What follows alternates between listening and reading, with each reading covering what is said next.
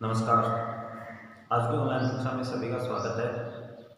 आज की ऑनलाइन कक्षा में हम राजस्थान की कला और संस्कृति में फाल्गुन माह में या उसके बाद आने वाले त्योहारों का अध्ययन करेंगे। चलिए पढ़ते हैं। फाल्गुन माह में जो पहला त्यौहार आता है वो आता है शिवरात्रि। ये आता है फाल्गुन कृष्ण तृतीया को, यानी शिवरात्रि नाम से पता चलता है भगवान शिव का इस दिन जन्म हुआ था या अवतरण हुआ था। इस दिन भगवान शिव का ब्रह्मा के द्वारा यानी ब्रह्मा जी के द्वारा रुद्र रूप में अवतरण माना जाता है, तो इसे शिवरात्रि के रूप में जानते हैं। और ये फाल्गुन माह की कृष्ण पक्ष की त्रयोदशी यानी 13 को मनाया जाता है। यानी इस दिन भगवान शिव का ब्रह्मा से रुद्र के रूप में अवतरण हुआ था या जन्म हुआ था। इस दिन भगवान शिव का जन्मदिन है। महाशिव के इस दिन महाशिव के लिंग के रूप में उद्भव का भी दिन माना जाता है। यानी जो शिवलिंग है वो इसी दिन अवतरण के रूप में माना जाता है। इस दिन समुद्र मंथन से जो विष प्राप्त हुआ था, यानी समुद्र मंथन से कालकूट नामक विष प्राप्त हुआ था। भगवान शिव ने सृष्टि को बचाने के लिए इसे अपने कंठ में रखा था। कब रखा था? शिवरात्रि के दिन ही रखा था। यानी भगवान शिव ने समुद्र मंथन के समय कालकूट नामक एक विष प्राप्त हुआ था, उससे सृष्टि को बचाने के लिए उस विष को अपने कंठ में धारण कर लिया था। इसलिए उनका नाम नीलकंठ महादेव से भी जानते हैं। इस दिन शिव की दुग्ध यानी दूध से एवं बेल पत्रों से पूजा की जाती है। इस दिन भगवान शिव के लिए व्रत भी रखा जाता है। यह है अपनी शिवरात्रि। कब मनाई जाती है? फाल्गुन कृष्ण त्रयोदशी को। इस दिन राजस्थान के अंदर सिवाड़ गांव जो सवाई माधोपुर के अंदर है उनका मेला भी पड़ता है। इस दिन भगवान शिव का जो मेला है वो राजस्थान के अंदर सिवाड़ गांव सवाई माधोपुर में मेला पड़ता है। और सिवाड़ गांव यानी इसी स्थान पर ही भगवान शिव का 12वां ज्योतिर्लिंग जो 12 महीने पानी में डूबा रहता है वो भी कहाँ है? राजस्थान के सिवाड़ गांव सवाई माधोपुर के अंदर स्थित है। यानी फाल्गुन कृष्ण तृतीया को शिवरात्रि है और शिवरात्रि का मेला बनता है अपने राजस्थान के अंदर। गांव कौन सा है?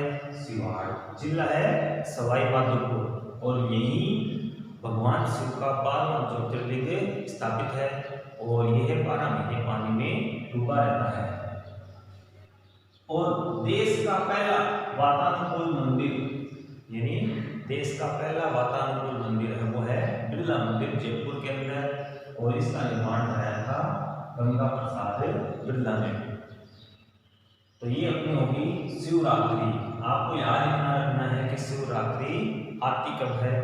फाल्गुन महीने की कृष्ण त्रयोदशी जिसको अपन 13 बोलते हैं, ये अपनी होगी शिवरात्रि। अब शिवरात्रि के बाद शुक्ल पक्ष शुरू हो जाता है, यानी अमावस्या की अमावस्या के बाद शुक्ल पक्ष शुरू हो जाता है। इसके बाद आती है अपनी धूल पूजन। इसके बाद आता है अपना धूल पूजन। ये कब आता है? धूल पूजन ये आता है फाल्गुन शुक्ल एकादशी को। फाल्गुन महीने की शुक्ल एकादशी को इस दिन बच्चे की यानी घर में जो बच्चा होता है और बच्चे के जन्म लेने के बाद जो पहले होली का त्यौहार आता है, होली के जस्ट पहले जो एकादशी आती है उसको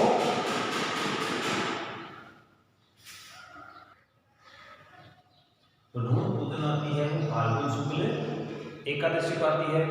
घर में जब बच्चा जन्म लेता है, जन्म लेने के बाद में उसकी जो पहली होली आती है और पहली होली के जस्ट पहले जो एकादशी आती है उसके दिन धूल पूजन होता है।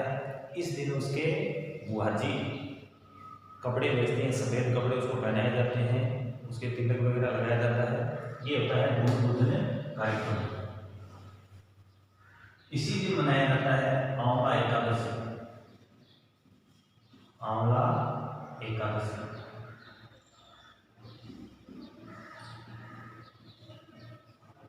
आंवला एकादशी आती है फाल्गुन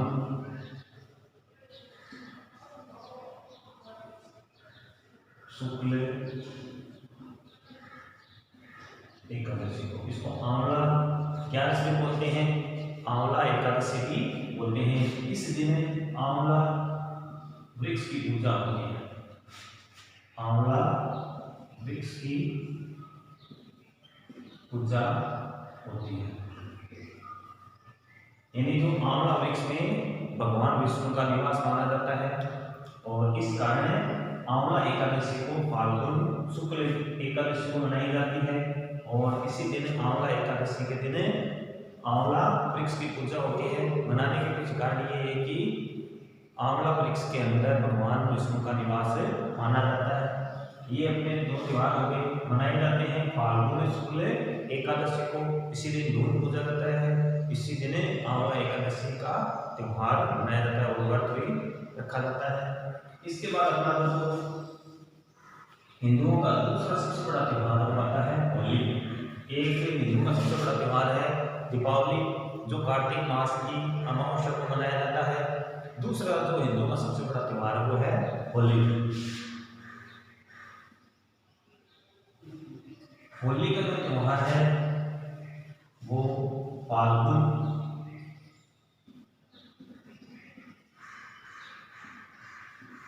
माह की पूर्णिमा होता है। फाल्गुन माह की पूर्णिमा को होली का त्योहार मनाया जाता है। इस दिन ऐसे मान्यता है कि इस दिन जो हिरण्यकश्यप था उसका एक पुत्र था भक्त प्रहलाद। वह भगवान विष्णु का भक्त था और हिरण्यकश्यप ने अपने आप को भगवान घोषित कर दिया था और सबको उसने कहा था कि मेरे को भगवान मानो, मेरी पूजा करो। लेकिन उसके घर के अंदर ही जो उसका पुत्र है उसको भगवान मानने से मना कर देता है। इसी कारण उससे नाराज होकर भक्त प्रहलाद को उन्होंने मरवाने का प्रयास किया। कभी बाहर से गिरवाया, कभी हाथी के नीचे, कभी गर्म तेल के अंदर रखवाया।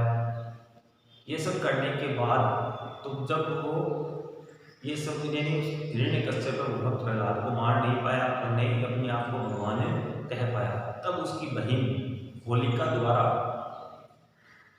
द्वारा कहा गया कि मेरे को ये काम करने दो। यानी होलिका के पास एक ऐसी ड्रेस थी जो वह पहनकर यदि वह अग्नि में बैठती है तो वो जलेगी नहीं। इसकी सूचना भगवान विष्णु को पहले से थी।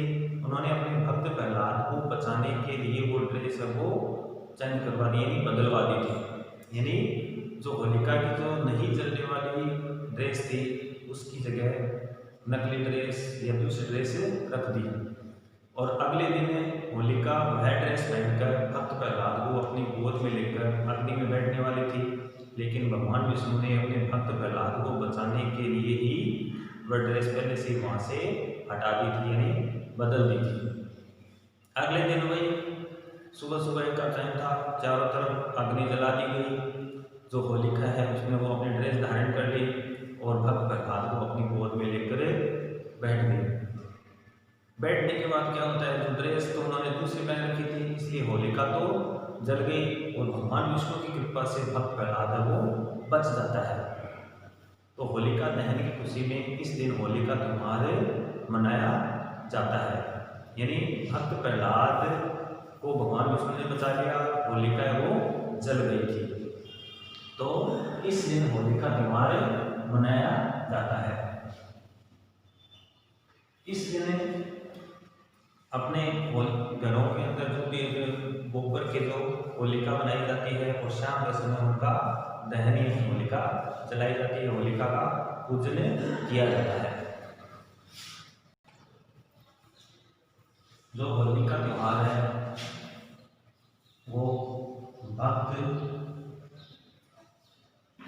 प्रहलाद के बचने, इस दिन भगवान विष्णु ने भक्त प्रहलाद को बचा लिया था। भक्त प्रहलाद के बचने के कारण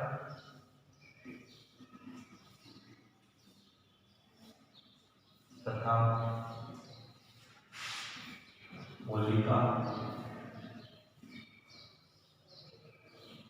के जलने के कारण ये त्योहार वो मनाया जाता है। हिरण्यकश्यप राजस्थान के अंदर हिंडौन नाम के स्थान का राजा था। होलिका हिरण्यकश्यप की बहन थी और जो भक्त प्रहलाद है वो हिरण्यकश्यप का पुत्र था। और जो भक्त प्रहलाद है वो भगवान विष्णु का भक्त था, यानी उनका उपासक था। भक्त प्रहलाद यानी भक्त प्रहलाद है, भक्त प्रहलाद भगवान विष्णु का उपासक था।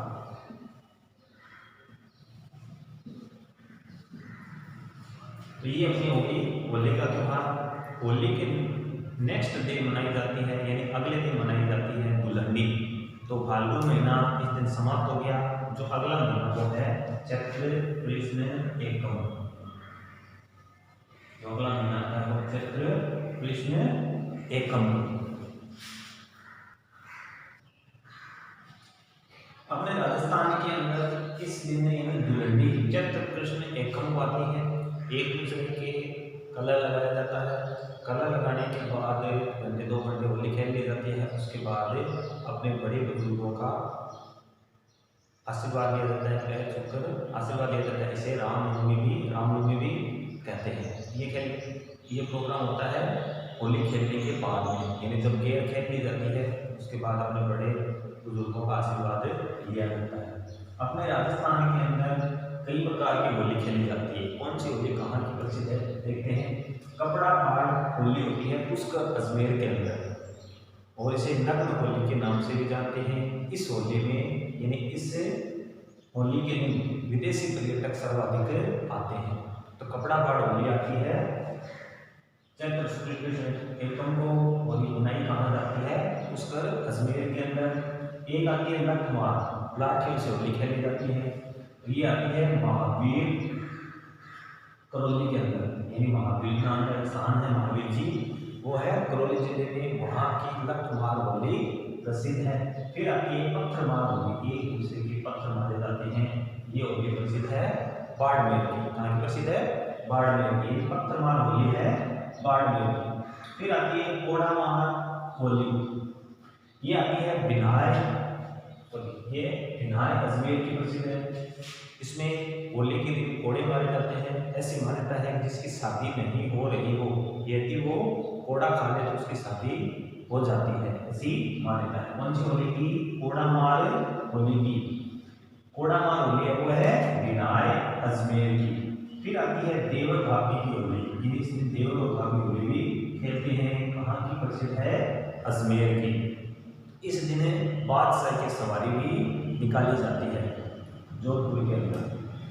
और फूलों की होली, इस दिन फूलों की होली शाहपुरा भीलवाड़ा में खेली जाती है। और फिर आती है भगोरिया होली, इस दिन भाग भाग कर होली खेली जाती है। वो है मेवाड़ के आदिवासियों के द्वारा, मेवाड़ के आदिवासियों के द्वारा। तो ये है अपने राजस्थान में विभिन्न प्रकार की खेली जाने वाली होली। पहली है कपड़ा फाड़ होली पुष्कर अजमेर की। इसमें विदेशी पर्यटक सर्वाधिक आते हैं, वो भी यहाँ पर होली खेलते हैं। फिर आती है लठमार होली, ये महावीर जी करौली की प्रसिद्ध है। फिर आती है पत्थरमार होली बाड़मेर की प्रसिद्ध है। फिर आती है कोड़ामार होली बिनाय अजमेर की प्रसिद्ध है। फिर आती है देवर भाभी की होली, ये आती है अजमेर जिले में, अजमेर जिले की प्रसिद्ध है। फिर आती है फूलों की होली, ये शाहपुरा भीलवाड़ा की प्रसिद्ध है। इस दिन राम स्नेही संप्रदाय के जो लोग होते हैं वो शाहपुरा के पीठ पर 10 दिन लगातार होली खेलते हैं। भगोरिया होली, इस दिन भगा भगा कर होली खेली जाती है, इसलिए भगोरिया नाम है। और मेवाड़ के आदिवासियों के द्वारा खेली जाती है। ये अपना हो गया होली का त्यौहार। होली के बाद अगले दिन जो धुलंडी आती है, गेर बोलते हैं जिसको, एक दूसरे के रंग लगाया जाता है। इसके बाद जो अपना अगला जो त्यौहार आता है वो आता है शीतला अष्टमी। गुड़ला त्योहार के भी नाम से जानते हैं। जो अगला त्यौहार आता है शीतला अष्टमी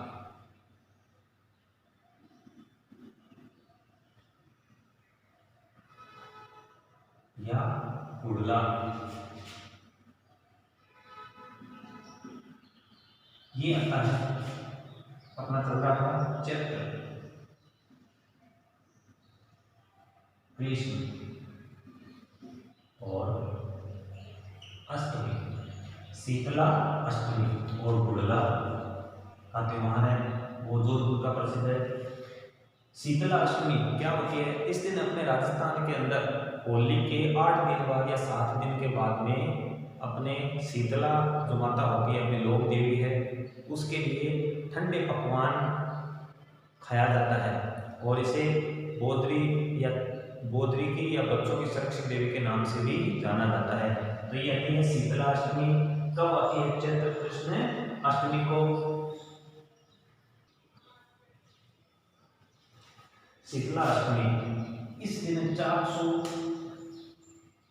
जयपुर के अंदर मेला बढ़ता है और गुड़ला का जो महोत्सव है वो जोधपुर का प्रसिद्ध है। इस दिन जोधपुर के अंदर एक मटकी होती है, उसमें छेद लगाकर एक यहाँ पे दीपक जला दिया जाता है और गाँव में घुमा जाता है और घूमेला मारा गुड़ला ऐसा गीत गाया जाता है। और जो गुड़ला महोत्सव है वो जोधपुर का प्रसिद्ध है। और शीतला अष्टमी इस दिन ठंडा भोजन खाया जाता है और जो शीतला जो माता है उसको बच्चों की सुरक्षित देवी कहा जाता है। कब मनाया जाता है? चैत्र कृष्ण अष्टमी को। दीपावली के 7 दिन बाद 8वें दिन शीतला अष्टमी का त्यौहार मनाया जाता है। और जो शीतला माता की सवारी है वो गधा होता है और इस दिन गधे की भी इन गधे को भोजन करवाया जाता है। फिर आता है अपना पाबू जी का मेला। जो राजस्थान के लोक देवता है पाबू जी, उनका जो मेला बढ़ता है वो चैत्र अमावस्या को बढ़ता है और जोधपुर के अंदर जहाँ इनका जन्म हुआ था। तो ये अपने हो गए पाबू जी। और पाबू जी का मेला बढ़ता है चैत्र अमावस्या को। और जो शीतला अष्टमी आती है वो चैत्र कृष्ण अष्टमी को। और इनका जो मेला आता है वो जयपुर 400 नामक स्थान पर शीतला माता का मेला बढ़ता है। अब चैत्र कृष्ण अष्टमी कंप्लीट हो गई। अष्टमी के बाद अमावस्या के यानी चैत्र का महीना आधा हो गया, यानी चैत्र अमावस्या के। चैत्र अमावस्या के बाद में जो त्योहार आता है वो आता है हिंदुओं का नववर्ष। इस दिन कैलेंडर चेंज, हिंदुओं का जो कैलेंडर वो चेंज हो जाता है,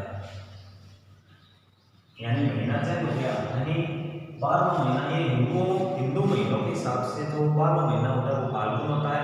फाल्गुन के बाद चैत्र कृष्ण एकम आता है, लेकिन वर्ष चेंज नहीं होता। लेकिन वर्ष जो चेंज होता है वो चैत्र शुक्ल एकम से होता है। तो इसको हिंदू नव वर्ष के भी नाम से जानते हैं। जो अगला अपना त्यौहार है वो है हिंदू नव वर्ष। हिंदू नव वर्ष या नव संवत्सर कहते हैं। इस दिन जो हिंदू विक्रम संवत है या शक संवत है वो बदल जाती है, यानी कोई भी शुभ काम होता है वो शुक्ल पक्ष में होता है। इसलिए हिंदू नववर्ष को आता है चैत्र शुक्ल एकम। चैत्र शुक्ल एकम, इसे हिंदू नववर्ष भी कहते हैं, नव संवत्सर भी कहते हैं। यानी साल को चेंज हो जाता है, यानी बदल जाता है। इसे हिंदू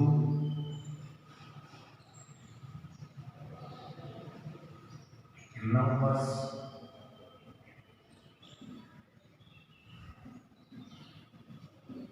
भी कहते हैं।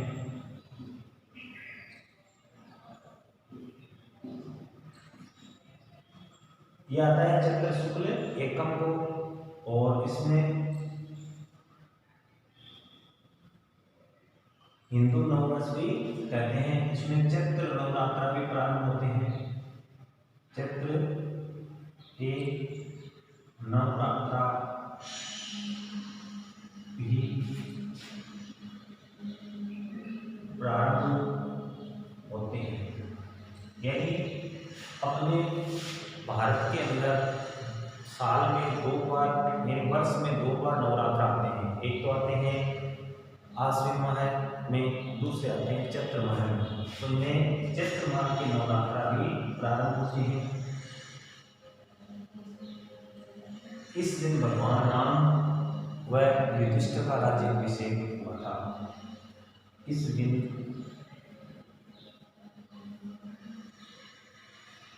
भगवान राम व युधिष्ठिर का अभिषेक हुआ था। इस दिन भगवान राम व पांडवों के सबसे बड़े भाई थे युधिष्ठिर।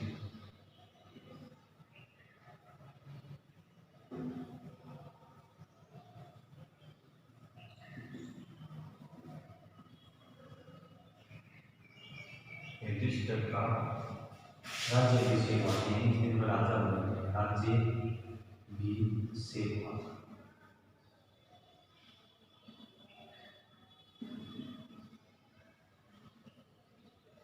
इस दिन सिंधियों का एक त्योहार आता है झूलेलाल जयंती। तो इस दिन झूलेलाल जयंती भी आती है। इस दिन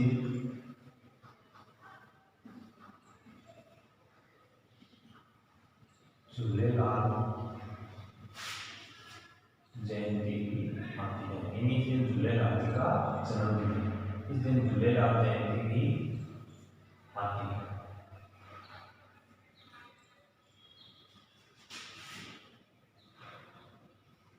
क्या मनाई जाती है? इस दिन झूलेलाल जयंती भी मनाई जाती है।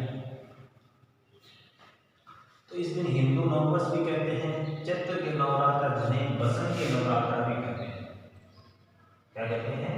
बसंती नवरात्र प्रारंभ होते हैं। एक तो होते हैं शारदीय नवरात्र, दूसरे होते हैं बसंती नवरात्र। चैत्र शुक्ल एकम से प्रारंभ होते हैं। इस दिन हिंदू नववर्ष के नाम से भी जानते हैं। और चैत्र शुक्ल इस दिन भगवान राम और युधिष्ठिर का राज्याभिषेक हुआ था। इस दिन झूलेलाल जी की जयंती भी आती है। इस दिन महात्मा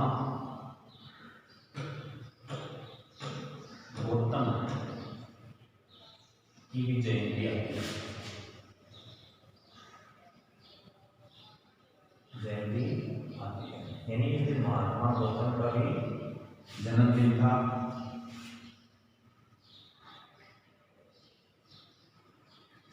इस दिन यानी महात्मा गौतम का भी जन्मदिन था। इस दिन भगवान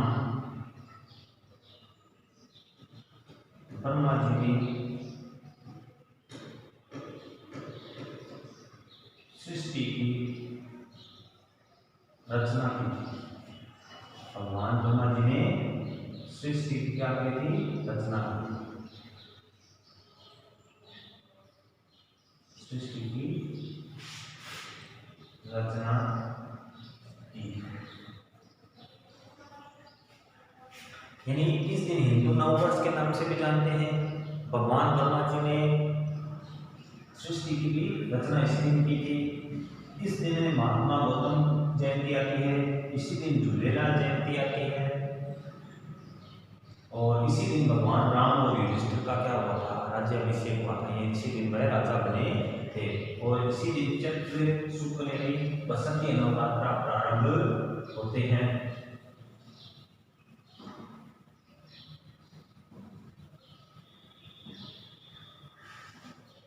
और इसी दिन जो अपनी विक्रम संवत है 57 ईसा पूर्व यानी इसी दिन विक्रम संवत की शुरुआत हुई थी। यानी 57 साल पहले ग्रिगोरियन जो कैलेंडर होता है उसके अनुसार उससे 57 साल पहले अपने जो विक्रम संवत की शुरुआत हुई थी। तो इस दिन विक्रम संवत जो कैलेंडर है उसकी शुरुआत हुई थी।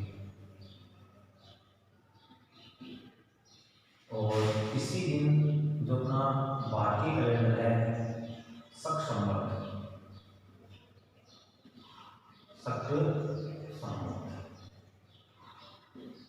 उसकी भी शुरुआत 78 की ईस्वी में, यानी जो ग्रिगोरियन कैलेंडर है उसके 78 वर्ष बाद शुरुआत।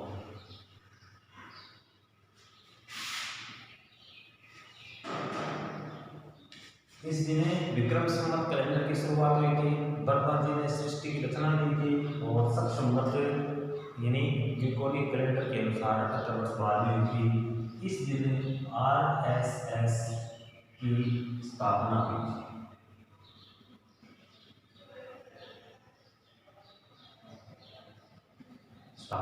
हुई थी। आरएसएस क्या है? इसका पूरा नाम है राष्ट्रीय स्वयंसेवक संघ। राष्ट्रीय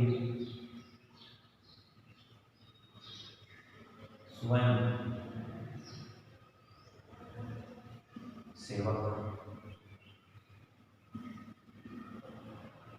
ये हिंदुओं का सबसे बड़ा संगठन है, विश्व यानी देश का सबसे बड़ा संगठन है। इसकी स्थापना हुई थी 1925 के अंदर, 1925 और नागपुर में,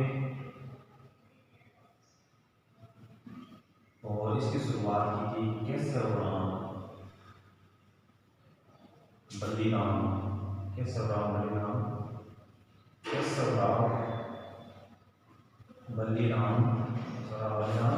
हेड के बारे में।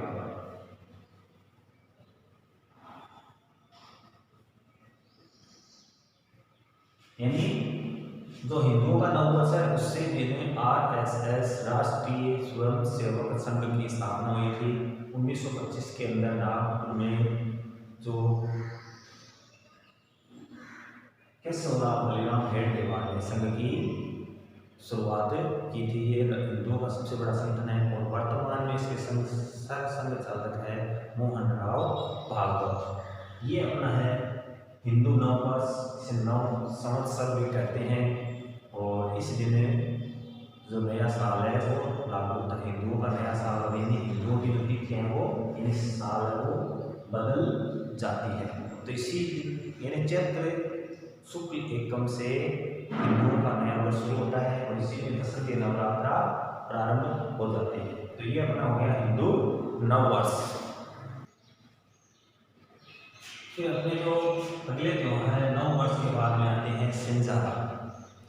सिंजारा वर्ष में 2 बार आते हैं और एक छोटी तीज से पहले श्रावण शुक्ल द्वितीया से, श्रावण कृष्ण द्वितीया, और एक आते हैं चैत्र शुक्ल द्वितीया। वर्ष में 2 बार नवरात्र आते हैं, 2 बार सिंगार आते हैं और लड़कियों की ससुराल से श्रृंगार सामग्री आती है। पहले भी हम ये चीज पढ़ चुके हैं। फिर आती है गणगौर। क्या होती है गणगौर? गण को शिव माना जाता है और गौर को पार्वती माना जाता है। जो कुंवारी कन्याएं होती है होली के बाद से गणगौर की यानी गौर की पूजा की जाती है। इसलिए पूजा की जाती है ताकि उनको अच्छा यानी शिव जैसा पति मिले। गण को शिव और गौर को पार्वती मानकर पूजा की जाती है। ये कुंवारी कन्याओं के द्वारा 16 दिन गणगौर की पूजा की जाती है और गणगौर के दिन जो अंतिम दिन होता है वो गणगौर को कुएं में गिरा दिया जाता है। ये अपना है गणगौर का त्योहार। इस दिन जयपुर में गणगौर की शाही सवारी निकलती है। वैसे राजस्थान के अंदर सभी जगह गणगौर और इस तरह की सवारी निकलती है, लेकिन प्रसिद्ध कहाँ की है? तो जयपुर में गणगौर की शाही सवारी निकलती है। जयपुर की गणगौर की शाही सवारी प्रसिद्ध है। और जो गुलाबी गणगौर है वो नाथ द्वारा राजस्थान में प्रसिद्ध है और ये चैत्र शुक्ल पंचमी को मनाई जाती है।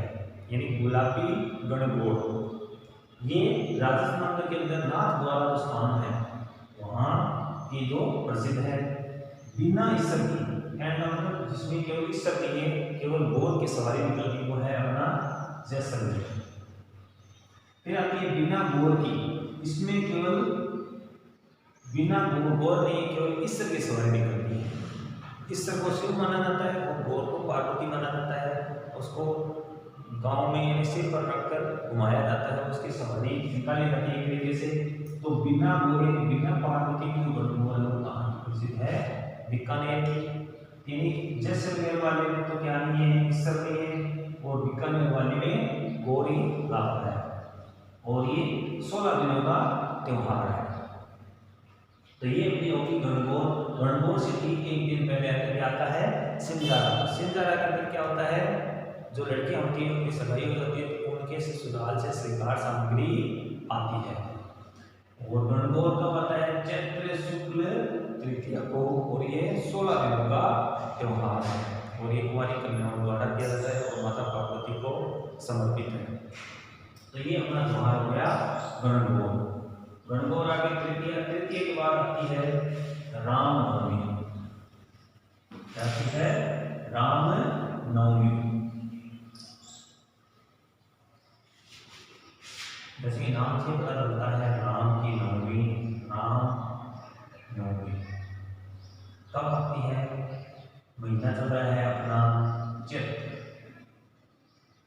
शुक्ल। चैत्र शुक्ल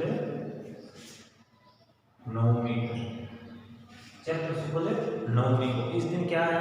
इस दिन भगवान राम का जन्मदिन है और राजस्थान में अपने अबूझ शादियों का सीजन है। यानी किसी से भी पूछने की आवश्यकता नहीं है, लोग रामनवमी की शादी तय कर देते हैं। तो इस दिन सीधी बात है, रामनवमी, राम की नवमी, इसका मतलब राम जी का जन्मदिन है। यानी भगवान राम का जन्मदिन।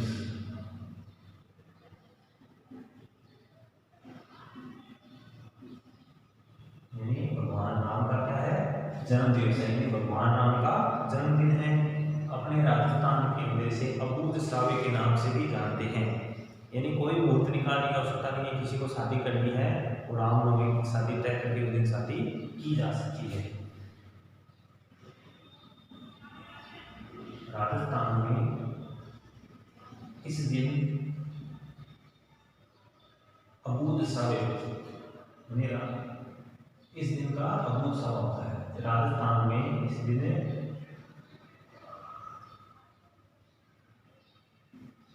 अबूझ सावे,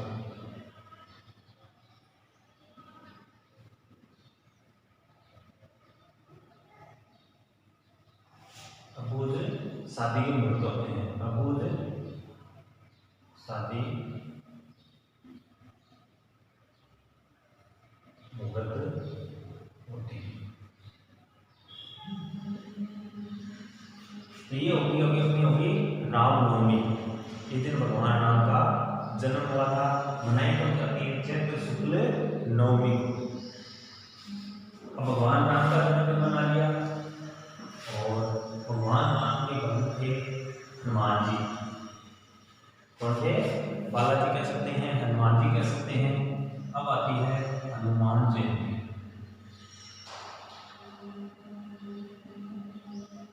जो हनुमान जयंती आती है वो चैत्र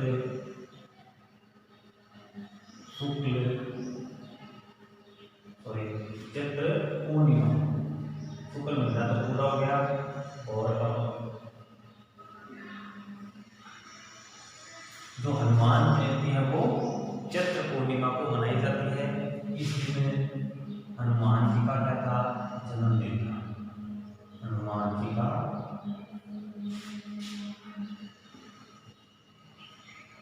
का जन्म दिवस।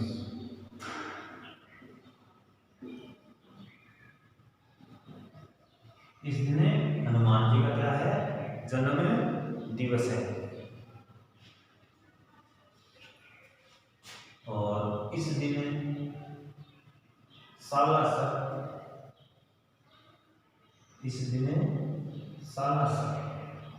यानी इस दिन क्या है? बालाजी या हनुमान जी का जन्मदिन है और ये भगवान राम के परम भक्त थे और कलयुग के देवता के नाम से भी इनको जाना जाता है। इस दिन सालासर व मेहंदीपुर बालाजी में इनका मेला बढ़ता है। तो इस दिन सालासर चूरू के अंदर और मेहंदीपुर जो है दौसा जिले में मेला बढ़ता है।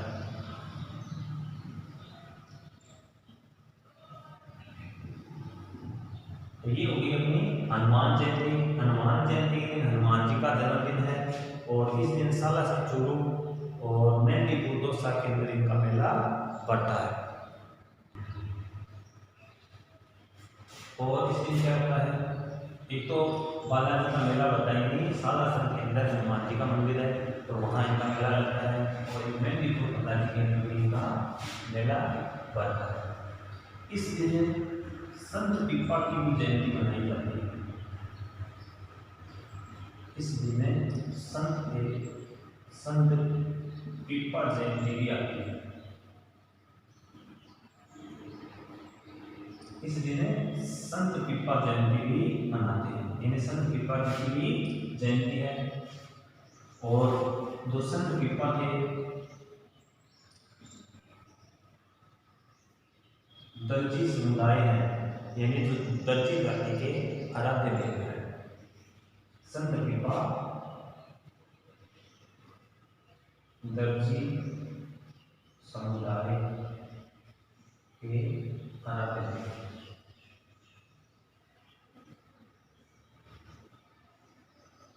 जो संत पीपा है वो दर्जी समुदाय के आराध्य देव है और जो इनका मेला है, ये जो संत पीपा है इनका मेला वो बढ़ता है समदड़ी गांव है बाड़मेर के अंदर मेला बढ़ता है।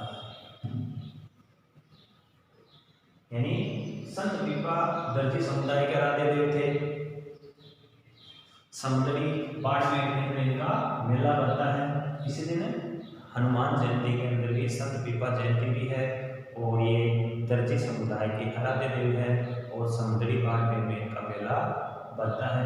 हनुमान जयंती चैत्र पूर्णिमा को मनाई जाती है और चैत्र शुक्ल नवमी को राम नवमी आती है और राम जी के जन्म के बाद हनुमान जी का जन्म आता है और हनुमान जी राम के परम भक्त थे और इनको कलयुग के देवता भी मानते हैं। तो ये अपने चैत्र महीने के त्यौहार हो गए। अपन नेक्स्ट वीडियो में आगे वाले तो आने वाले त्यौहार हैं उनका अध्ययन करेंगे। हमारे चैनल को लाइक और शेयर करना न भूलें और हमारे चैनल को सब्सक्राइब जरूर करें।